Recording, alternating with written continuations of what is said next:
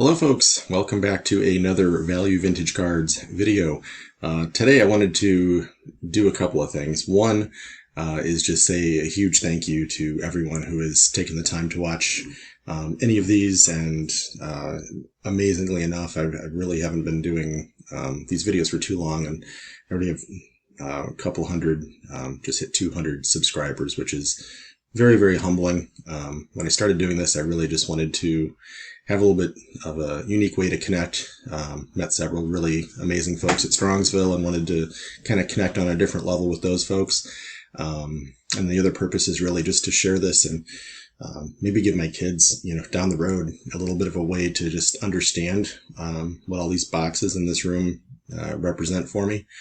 And rather than them having to Google and search and see what someone else would describe it as, they get, kind of firsthand dad telling them, why he thought they were cool and why he's had them, hopefully at that point for decades and decades and decades. So that's really why I started the channel. And I'm just really, really appreciate, all the comments, all the contributions, all the feedback, all the just positive support. What an amazing community. So really, really humbled and appreciative at this moment. And the other thing I wanted to do on this video, had a really good conversation with my buddy Joe the other day via text. Sometimes that's the way we do things in the world, right? We're both busy, so it's a little asynchronous conversation, but it's still a conversation, so appreciate that. But we were talking about kind of what has directed and guided our collecting journey. So I've shared a little bit of I did a video kind of showing some cards that were like classic, my idea of like value vintage, but I don't know if I really dug in enough on maybe how I make that selection or how I kind of label what's a super, super neat card in my world versus something that's not on the radar and I have no interest in picking up. So I started putting that into a little more of a clear definition. So I thought I would share that. So really I came up with 4 and he fired back with another one. And I was like, yep, that needs to be there too. So I'm going to run through those and kind of illustrate what that looks like to us. So the very first one is player. I very rarely pick up commons. I do have a few like T206 or, that era, caramel, tobacco, Cracker Jack food issues that are maybe lesser known. I will pick up like a, Ted Kluszewski, Rocky Colavito, still Dick Allen, players that are not Hall of Fame, but, if you ask your family that was maybe watching in the 50s and 60s, they're going to say, amazing, undervalued, should be considered Hall of Fame a little bit more. So all of those things go into it, but I wanted to show a couple just to give 2 of the players I collect heavily. Stan Musial. So crazy. These things, at times, you'll see them selling for their stamps. There's 6 in the set. You'll see them sometimes selling for 10, 15, 20 bucks. Some people have them graded, all these different things. But Stan Musial and George Sisler. I flip it around. It's not double-sided. There's actually 2. So there's one trimmed and one that's like original with the like stamp perforation to it. I ended up picking up all 6 in duplicate, one trimmed and one original, for like $9. So they're from 1969. Just kind of cool. They're not super expensive. I've double-sided them in here. They're not, as long as they keep humidity down, they're not going to like adhere to themselves. So I should be okay. But they're cool. It's a neat little 6 set. But anytime I see a Stan Musial, a George Sisler, within the realm of possibility, I pick it up. So those are kind of my first filter is it a player I want to pick up? The second one I'm going to go to is, this is Joe's addition to my list. He said just flat out age. So makes sense. Looking at different cards, junk wax is within my lifetime. Once you get like pre my lifetime, I start to consider that to be old. I'm born in 77. So, for me, especially growing up, something like that would have been considered old. A 1963 card. That's a, Pete Rose rookie card. I've showed that. That was a SGC reveal kind of thing. It's a nice nice clean 2.5. And for some collectors, this is, their wheelhouse. It's 50s, 60s. I kind of call it like the Beckett era.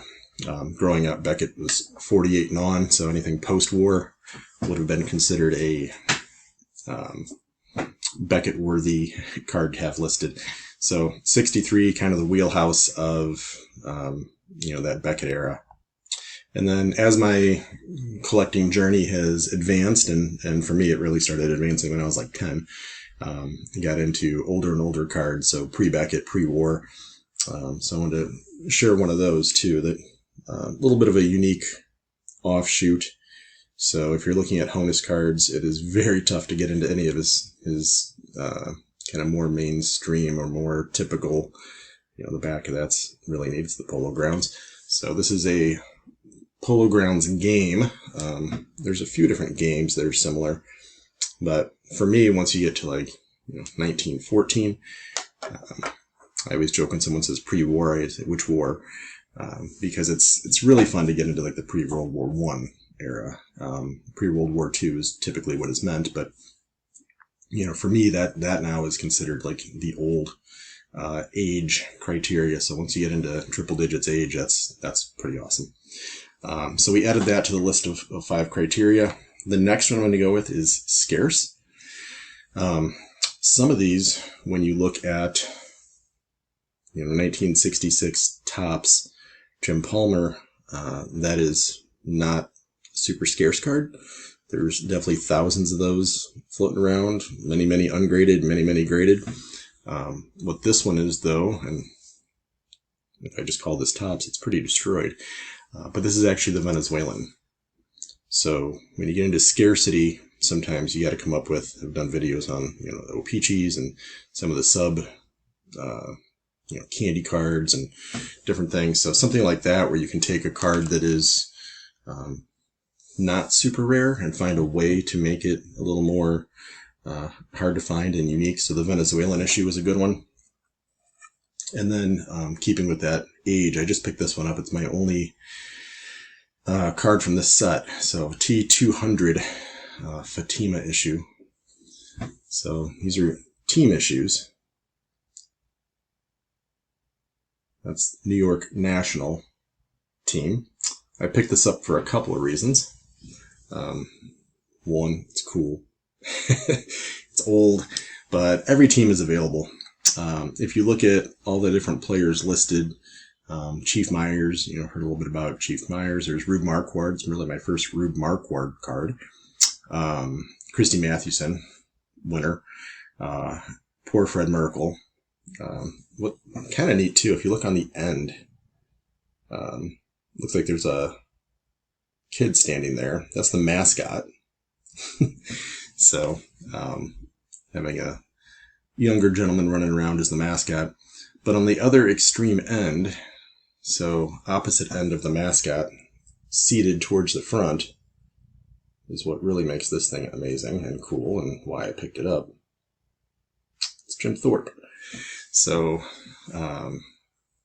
definitely just a cool item. Again, picking up a Jim Thorpe item is always going to be extremely expensive. Sometimes you have to get creative to find a way that's at least more affordable. That one, there's hundreds out in the world, graded. Probably most are graded at this stage, I would think. But what makes that even more scarce and neat for me is I need one that's low grade. I can't afford a 5 or a 6 or a 7. So when you reduce the population to sub 2s as your only choice, the population gets very small. It's one of the reasons I like collecting those, though, too. So any collector that's trying to get into that, yes, of course, 5, 6, 7s are always going to be that premium. They're beautiful. They're super scarce. But there's the other end of the spectrum where if a collector just simply wants it, that's always going to keep that, I would say, the floor is high. Because there's going to be probably several collectors that say, I wish I could afford that card. So they're all going to be kind of bidding up to, maintain that floor value of what is a low grade worth. That's me. I wanted that. So I was in the bidding competition to try and land that card. So very happy to have that one. It's my only T200. So very fun to add to the collection there. The next criteria that I went with was a unique image. So when you take a look at some of these cards, and I've shown some bigger ones, some scarce ones, they don't all have to be big, huge cards. I mean, it's a 75, it's a mini, because I like the cards so much I started getting some variations. I think I have the O-Pee-Chee as well. But that is, 75 Burt Blyleven. He's a Hall of Famer, great curveball, but not a big dollar guy that's even in a decent grade like this. It's a 6. It's a nice clean card. There's nothing wrong with it. It's a little off-center, but again, I don't really focus on that a whole lot. So I think it's a beautiful card. But that image is just so cool. It's blowing a bubble. He's sitting in the dugout, just watching a game, probably a day he's not pitching. So super just fun. Love the image. The other one, the image is not so much that it's cool. It's actually that it's just so odd and unique. The card itself is very scarce. So it was one I wanted to pick up, and it's a guy I collect. Like I said, basically in every era, I find a few players I like, and I picked some players that are definitely, maybe they're just outside the inner circle of Hall of Fame. Maybe they shouldn't be. Maybe they should be a little more highly regarded, but Rod Carew is one of those players that I feel like his stuff is still pretty darn affordable. When you get into what this thing is, it's a 72 Venezuelan League sticker. The image of that is almost so terrible that it's great. So I kind of sort of have, taken an appreciation of things that, I don't know if they just sent the photographer out and maybe they didn't know what to do, or the budget was like, go out today and you got to get all the pictures, and, who's Rod Carew? Is that guy having some water? All right, I'm going to take a picture of him. That is like the least traditional, they're stickers, so there's nothing on the back. It's just blank. But what a goofy image between white and reflective case. This is tough to show, but a little bit of staining on the back, but I just think that's so neat. That's just a cool thing to have in the collection. It's, there's not a lot of images of people drinking water. So it's so bad it's good. All right, and then the fifth criteria, which I usually have to kind of score down the chart, but it will draw me into especially some more unique sets. It's one of the reasons I grabbed some of the relic cards, some of the more modern things. And it's hard to find. You can't always have this as a screening tool, but for me, it's definitely a bonus. And that's having a good write-up on the back. So I've added several from this series. When you get a 60s set, they're actually very affordable. Almost nothing in this is expensive. I guess if you got like really high grades of some of these, but it's a huge set. And all they do is they go through and explain, either awards, events. A lot of them are focused on things like just the day of, the day Carl Hubbell struck out 5 All-Stars, the day Christy Mathewson pitched his 3rd World Series shutout. So really, really neat. And it does give, it's Baseball Scoops set. It gives a really nice full write-up and describes it. So to me, that's fun. It's, a few bucks. It's not a big deal, but there's a Christy Mathewson. The other one, again, the criteria kind of bleed over. So this one gets into unique. Is it a good image? No, but yes. It's so ugly. It's good. It's so unique. And it's actually not a unique image, but, a few things I like on there. It's, it's Yogi Berra. I did not add this as a criteria, but, maybe it goes with the write-up is when they use nicknames or they use official names, seeing Larry Berra as opposed to it just being Yogi every time. That's neat, at least in my world. It's great as a 2, but it's hand cut, so I'm way more liberal when it's hand cut. That the 2 just means they got lucky and one little slide off would make it an authentic, but who cares? But the back, also neat, being a collector of both Yogi and Bill Dickey. The back of it reads, a staunch natural hitter who cleared 305 last year with 93 RBIs and 14 homers. He will be behind the plate exclusively this season under the guidance of Coach Bill Dickey. My reading skills are not as bad as they would appear, but I don't wear my glasses sometimes in videos because the glare of my head is enough. You don't need it off my glasses as well. So that's actually a very familiar image. It's used definitely other places. Most notably would be the 1950 Bowman. It's just in a much more artistic and nicer interpretation. But for some reason, I probably ignored these cards a lot. There's a 43 and a 49 set of these. So just before, just after World War II. But they're so ugly they're good. And then you draw in that back right up and I'm like, all right, I'm in. I kind of like them now. So I've picked up a few of those. So sometimes, a set that you write off as gross, and all of a sudden you turn around and say like, all right, that's kind of cool. So what happens when you pull those things together? So you bring in age, you bring in unique, you bring in cool image, scarcity. The couple I'm going to show here is kind of a nice compilation of those things. Doesn't necessarily have a good write-up on the back, although the backs are interesting and unique in themselves. But I want to share a couple that I think bring a lot of those qualities together. It's really tough to find something that has all of them. Maybe you're talking a Cracker Jack card. That would be kind of a neat thing. They usually have pretty good write-ups on the back. Images are generally pretty cool. They're definitely scarce. They're definitely old. And if you find a player you collect, then that's win-win-win-win-win. But I'm going to share a couple of these. This thing's definitely beastly. I want to say that there's definitely dozens. I don't think there's hundreds of these. But when you bring in the criteria of anything under a 2, graded by PSA, now you're talking about like population of 9. SGC might have some, BVG might have some, there might be some raw in the world still, but that's generally considered a Jimmie Foxx rookie, or at least one of his rookies. So when I saw that available, and I do like to collect Jimmie Foxx, I thought that's a good opportunity. It's authentic, it's altered probably just because of how chopped up it is, and got a little bit of paper loss in the front, but the image is still clean. Clean enough. My world, I still enjoy that. So I thought I'd show that one as a good, assembly of many characteristics. And the other one I actually just got in the mail this morning.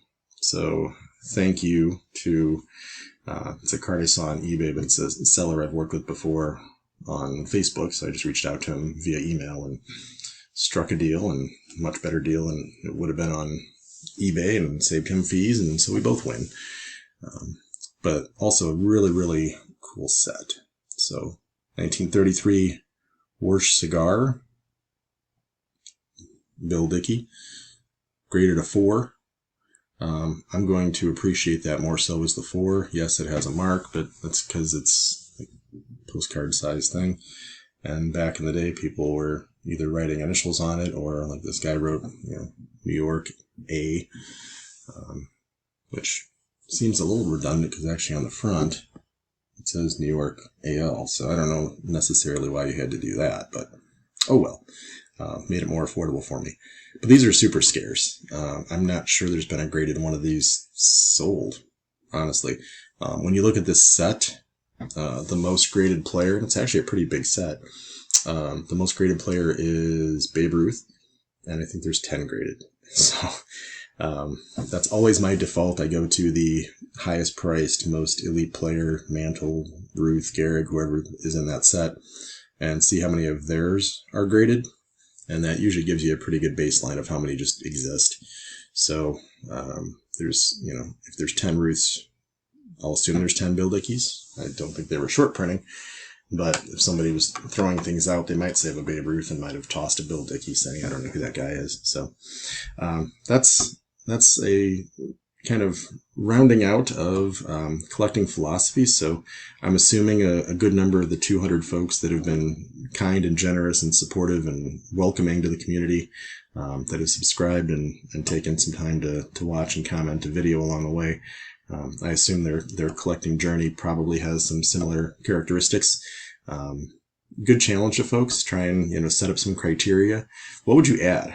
What did I not include in our criteria that you would say, but what about, I had 4 together and I fired that off to Joe. He's like, great list. By the way, don't forget this. I'm like, dang it. All right. So maybe there's really 6 or 7. I might actually be following another one of your guidelines and not officially acknowledging or recognizing it, but I'm sure there's lots of other screeners or preferences that you guys are using to select your cards. So please share. I always appreciate learning and growing and having a little bit of dialogue and communication. And, it's how you build a community and you meet some new friends along the way. So much appreciated. Again, thank you all for your support and look forward to seeing you more in future videos. Have a good one. Take care.